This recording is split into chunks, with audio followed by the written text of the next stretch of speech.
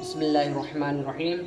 देखें, वज़ू करने का जो मसनून तरीक़ा है, किस तरीक़े से हम वज़ू करेंगे, मैं प्रैक्टिकली बता देता हूँ मश्क करके। सबसे पहले हम दोनों हाथों को अपने गट्ठों तक धुलें, इस तरीक़े से। ये 3 मरतबा इस तरह हम धुल लें दोनों हाथों को। फिर हम 3 मरतबा कुल्ली कर लें।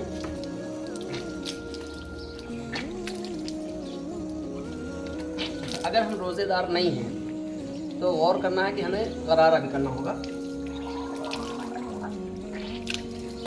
इस तरह। फिर हम 3 मरतबा नाक में पानी चढ़ाएं।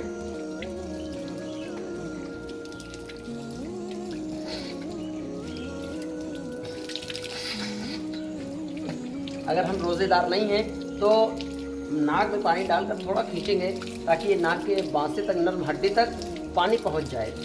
और अगर रोज़ेदार हैं तो ऐसा नहीं, सिर्फ नाक में पानी डाल के गिरा देंगे, ठीक है। और उसके बाद अब हम चेहरा धुलेंगे, 3 मरतबा धुलेंगे। चेहरा कहाँ से कहाँ तक धुलना है, हमें ये बाल उगने की जो आखिरी हद होती है वहाँ से लेकर थोड़ी के नीचे तक, और एक कान की लौ से दूसरे कान की लौ तक, इस तरीके से 3 मरतबा धुलें। ये सुन्नत तरीका है।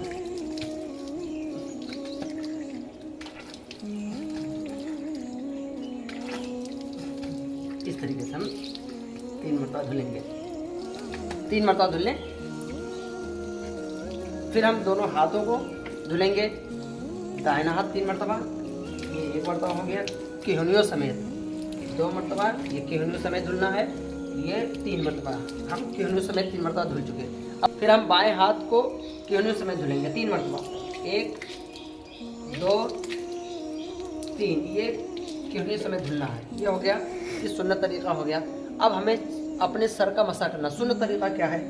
फ़र्ज़ तो ये है चौथाई सर का मसा, ये हो जाएगा।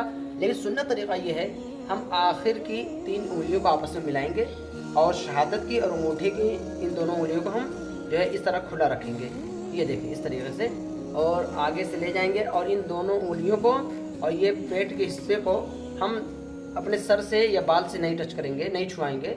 ये देखें इस तरीके से हम आगे से पीछे ले जाएं। अब उसके बाद फिर हम वापसी में हाथ खोल देंगे। ये पेट का जो हिस्सा है हमारे हथेली के, ये लगेगा और इस तरह से वापस आएंगे। अब हमारी उंगली यानी शहादत की और ये अंगूठा दोनों अब भी बचे हैं। तो कलमे शहादत को हम कान के जो हमारे तमाम घुमाव हैं उसमें हम इसको घुमाएंगे, ये इस तरीके से। फिर अब ये अंगूठा बचा, अंगूठा से हम कान के अपने बैक हिस्से पर, पिछले हिस्से पर हम इस तरह से हम मसाह करेंगे, कान के पीछे हम मसाह करेंगे। ये हो गया। अब हमारा ये यहाँ तक अरकान अदा हो गया, ठीक है।